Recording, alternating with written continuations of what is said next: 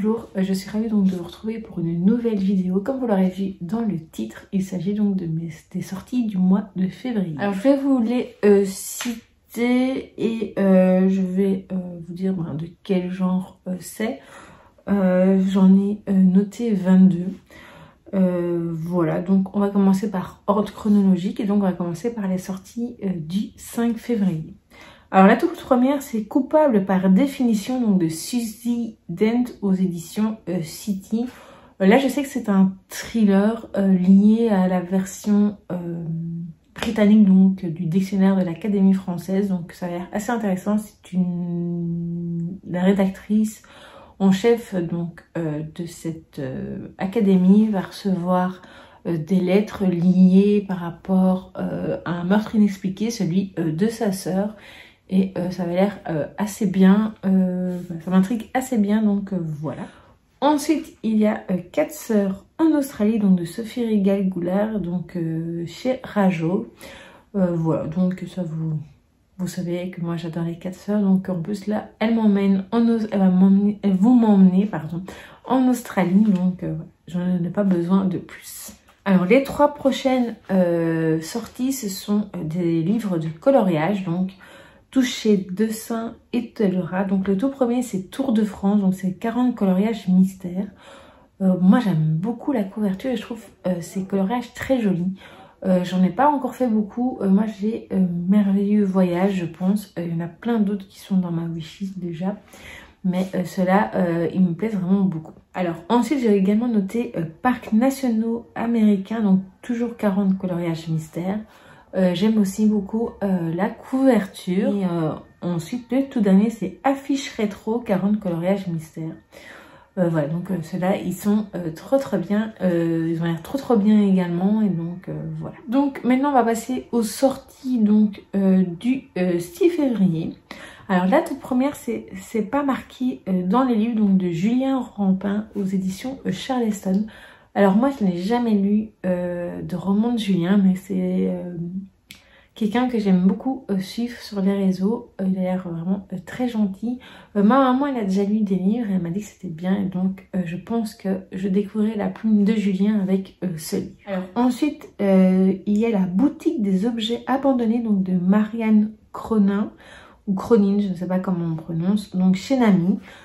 Voilà, là apparemment c'est un monsieur assez âgé qui récupère des objets et qui qui travaille dans des boutiques, etc.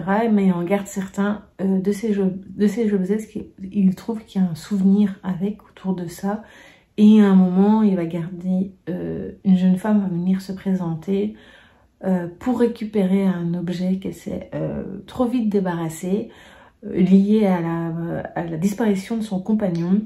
Et donc voilà, il va pas du tout regretter d'avoir gardé cet objet. Donc voilà, c'est vraiment un gros résumé.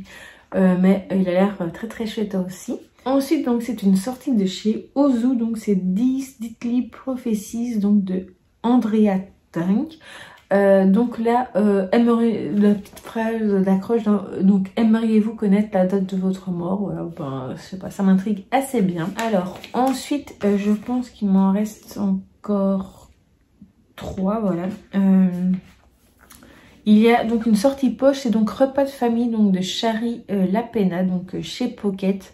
Voilà, donc là, je n'ai jamais lu de roman de Shari Lapena. Je sais que c'est des thrillers qui ont l'air toujours très chouettes. Et voilà, celui-ci m'intrigue également. Ensuite, ce sont 2 essais. Le premier, c'est donc Rancard avec la trentaine, donc Chronique d'une célibataire, donc de Amal Tahir, donc chez Le Duc. J'avais déjà repéré un autre essai donc de l'autrice qui est sorti en poche il y a quelques mois, que je n'ai pas encore acheté, et en fait celui-ci me tente vraiment énormément.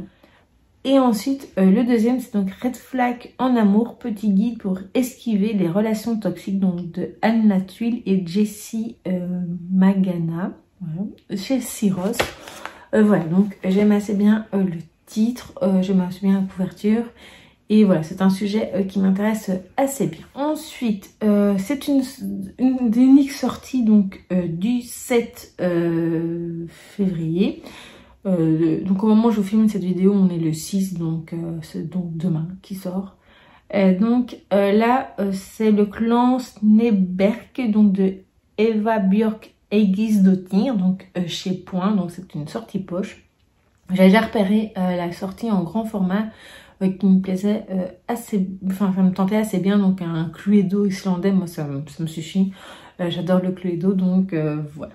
Alors ensuite on va passer directement au 12 février où là sortira Ici et Maintenant donc de Liane Moriarty, donc chez Albin Michel. Alors je sais que l'autrice avait écrit plutôt des polars, là apparemment ce n'est pas du tout le cas, c'est aussi par rapport à la mort, c'est une voyante qui va prédire ça à des personnes dans un avion. Et donc voilà, on va suivre ces personnes après, leur vie sera plus du tout la même. Et voilà, ça m'intrigue assez bien et je n'ai jamais lu cette autrice, donc ça pourrait être l'occasion. Alors ensuite, c'est un carnet de lecture donc illustré par Alba Reed, donc chez Hachette Heroes. Voilà, donc moi ça m'intrigue assez bien. Je trouve qu'il a l'air très joli. J'aime beaucoup la couverture et sur des sites marchands, vous pouvez voir l'intérieur. Et voilà, ça a l'air très très bien. Alors, évidemment, j'ai déjà un carnet de lecture, vous l'avez déjà vu dans le bilan, etc. Donc, je vais pas dire que je vais l'acheter maintenant, mais peut-être pour l'année prochaine, voilà. Alors, ensuite, on va passer donc à deux sorties donc, du 13 février. Alors, le premier, c'est Witch, c'est moi l'ingrédient secret donc de Jessie Riendo, aux éditions Kairos. Voilà, donc là ça a l'air plutôt un mélange de... C'est plutôt un truc de développement personnel, je pense. Enfin, c'est ce que j'ai un peu eu l'impression. Donc c'est un roman, plutôt une fiction, mais voilà, je me dis pourquoi pas. Et la deuxième, c'est donc une biographie. C'est donc Kate, donc Princesse de Galles, donc de Robert Jobson, qui sortira donc chez l'Archipel, donc toujours le 13 février. Et voilà, donc c'est sur Kate Middleton. Voilà, moi la monarchie anglaise m'intéresse assez bien, donc voilà, pourquoi pas. Ensuite, on va passer à l'unique sortie donc du 19 février. Donc c'est encore un livre de coloriage, c'est le dernier. Oui. C'est donc coloriage au numéro Disney, donc les grands classiques de Aurélia Bertrand, donc chez Hachette Heroes. Voilà, j'aime assez bien la couverture. Et puis ça change, c'est pas des coloriages mystères, mais c'est voilà, donc il y a le dessin et alors on voit les numéros et ça va l'air bien. Ça changeait un peu des mystères, mais voilà, il y a déjà la sélection des teintes et je trouve ça bien. Voilà. Alors ensuite on va passer donc à deux sorties donc du 20 février. Là, en fait c'est grâce à la dernière masse critique de Babelio, donc j'ai participé, je n'ai pas été sélectionnée, mais bon ça c'est pas grave. Peut-être une prochaine fois, mais c'est là où j'ai repéré ces titres. Et donc il y a Bruxelles, un guide à dévorer comme un roman donc de Daphné Tamage, donc c'est l'arbre qui marche. Et pour le même principe c'est Tokyo, donc un guide à dévorer comme un roman, et ici c'est de Emily Itami. Et voilà, je trouve que le concept de guide touristique comme ça, sous forme de roman, ça peut être sympathique, donc voilà. On va passer à deux sorties donc, du 26 février. Donc la première, c'est Devenir Agatha Christie, donc de Natasha Henry, donc chez Albin Michel.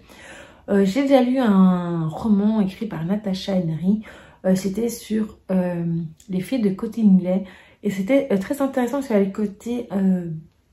un peu fiction inspirée des faits réels, et l'autre côté c'était à la fin il y avait un dossier documentaire etc qui était très intéressant, donc voilà. Et puis sur Agatha Christie ça m'intéresse assez bien.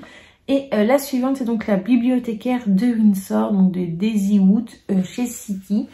Voilà.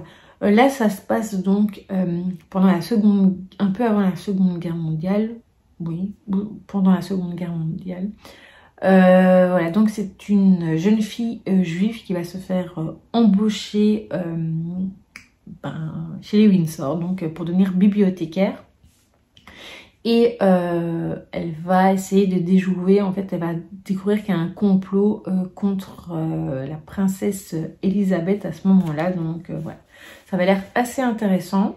Et enfin, donc on va passer à la toute dernière sortie que j'ai repérée. Donc c'est une sortie poche, donc le 27 février.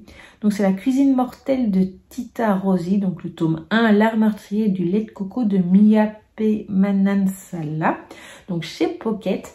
J'avais déjà repéré ce Cozy Mystery, donc en grand format, mais voilà, j'en ai quand même pas mal déjà à lire et à découvrir également.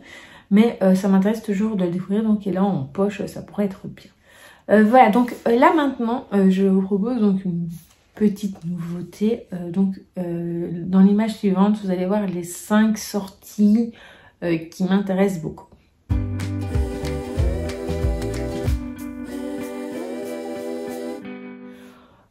Ensuite, enfin, j'aurais pu vous mettre également des livres de coloriage, mais voilà, donc sur les 4 que je vous ai présentés, il y en a vraiment 3 qui me plaisent beaucoup, donc voilà, mais bon, ce sera à voir. Et donc voilà pour les sorties. N'hésitez pas à me dire, vous, quelles sont les sorties qui vous intéressent, est-ce que nous en avons en commun ou pas du tout.